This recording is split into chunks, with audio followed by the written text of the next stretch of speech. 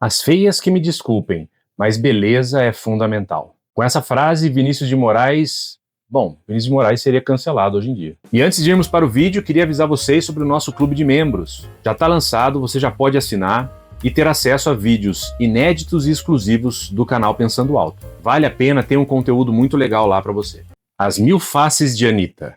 Todo mundo viu essa semana que a Anitta fez mais um procedimento lá e mudou o rosto dela mais uma vez. E como sempre, teve gente que gostou, teve gente que não gostou. Fato é que isso virou pauta nacional, de novo. É impressionante como o tema da beleza toma conta do noticiário nacional e vira assunto de todo mundo. E isso reacende o debate sobre os padrões de beleza. Bom, a primeira coisa a se dizer é que é óbvio que é direito dela. A Anitta faz o que ela bem entender. Ela é dona do corpo dela e a gente não tem nada a ver com isso. Mas é óbvio que existem razões e causas que podem ser exploradas aqui. Por que é que ela e tanta gente faz tanto procedimento? E esse assunto mexe muito com todos nós porque é parte da nossa identidade pessoal, de quem nós somos. E mais importante, faz parte também do nosso desejo de sermos reconhecidos pelos outros, a tal da validação. Cada vez mais é necessário que a gente seja belo, bonito, maravilhoso, para poder ser reconhecido pelos outros, para poder ser ouvido pelos outros. E esse desejo de aceitação, que é natural do ser humano, hoje chega nos limites da paranoia. Quem não se adequa a um determinado padrão de beleza já começa a ficar com vergonha de si mesmo. E os efeitos psicológicos são devastadores. E claro que isso não fica apenas na esfera pessoal. Isso transcende esse nível e atua também mudando relações sociais. Afinal de contas, nós vivemos uma sociedade hedonista. E isso é a primeira conclusão do nosso vídeo.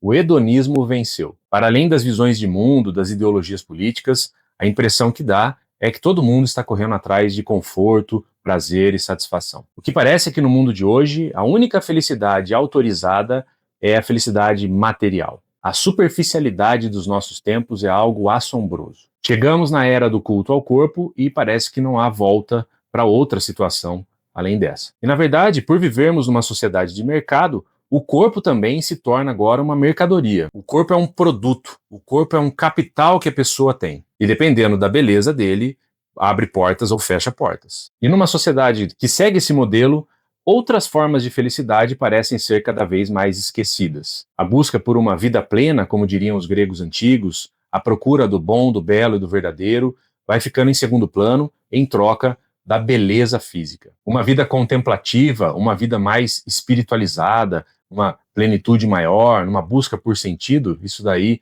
vai ficando em segundo nível. Mas tem um outro elemento aqui também que eu queria conversar com vocês a respeito, que é a verdadeira hipocrisia de muitas pessoas ao lidar com a questão da diversidade. Existe uma certa resistência aos padrões estabelecidos, não é mesmo? Critica-se a gordofobia, o etarismo, a objetificação do corpo e assim vai. Mas ao mesmo tempo a gente vê uma corrida desenfreada pela imensa maioria atrás do corpo perfeito. Então muita gente se coloca na internet como sendo defensor de uma diversidade de corpos e de belezas, mas no fundo, a imensa maioria está correndo atrás dos mesmos padrões. E pagando caro por isso. Nunca se fez tanta plástica, nunca se fez tanto procedimento estético. Muita gente por aí defende que nós devemos ser um pouco mais flexíveis em relação aos padrões de beleza, mas no fundo, gostaria de ter um namorado, um marido, uma esposa, seja lá o que for, muito parecido com os padrões estabelecidos. Então nota-se esse fracasso da relativização dos padrões de beleza. Eu gosto sempre de lembrar do antropólogo Claude Lévi-Strauss,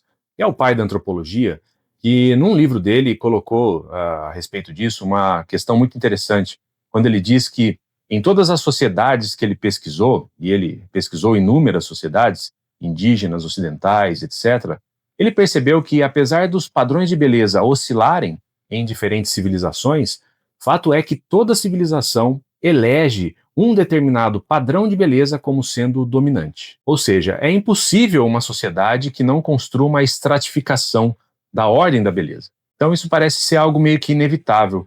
E todos nós, de certa forma, vamos nos adaptando na medida do possível a tudo isso. Só que na era das redes sociais, todo esse problema se aprofunda drasticamente. Veja o caso do exibicionismo de tantas pessoas no Instagram. Eu acredito que o Instagram como rede social é a que mais fortalece a ideia de comparação.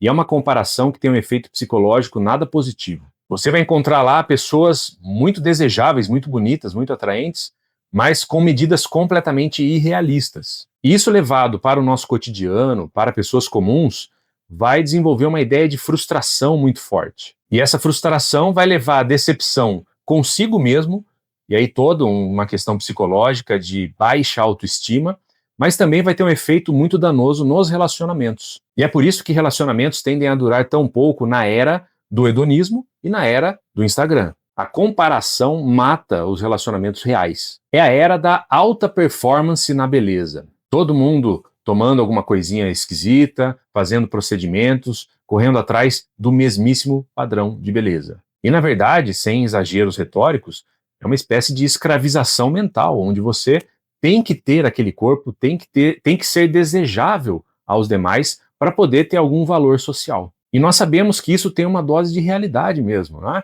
Na vida social, isso conta muito, em especial entre as mulheres, para quem a beleza é algo ainda mais cobrado. Por isso é que existe essa mercantilização do corpo e dá-lhe procedimento para se manter ou para chegar naquele padrão de beleza. Muitas vezes, essa busca do corpo perfeito envolve, inclusive, riscos à saúde. Veja o caso de uso de anabolizantes e hormônios por tanta gente. Por isso é que eu digo, nunca na história da humanidade nós nos preocupamos tanto com a beleza, com a aparência e com a forma como os outros nos veem. Parece que nós nunca fomos tão dependentes da validação do outro para sermos felizes. Por isso que eu acho que criticar a Anitta não adianta nada. Ela só está alguns passos além daquilo que eu e você estamos fazendo, de certa forma. E no caso dela, o corpo é um produto, na verdade. É algo que ela vende. O produto Anitta depende muito da beleza. E no momento que ela passa a perder essa beleza, ela vai perder influência, vai perder capital e vai perder a própria posição que ela tem na sociedade. E o que a gente tem que fazer no meio desse caos todo? Ora, é a receita de sempre.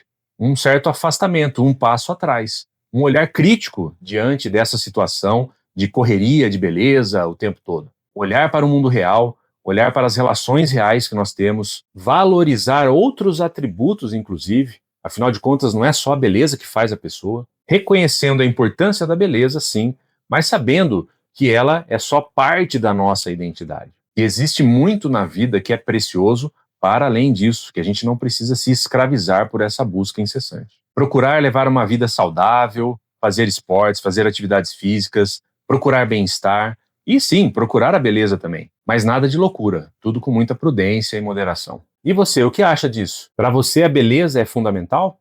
Deixe seu like, inscreva-se no canal para continuar pensando alto comigo.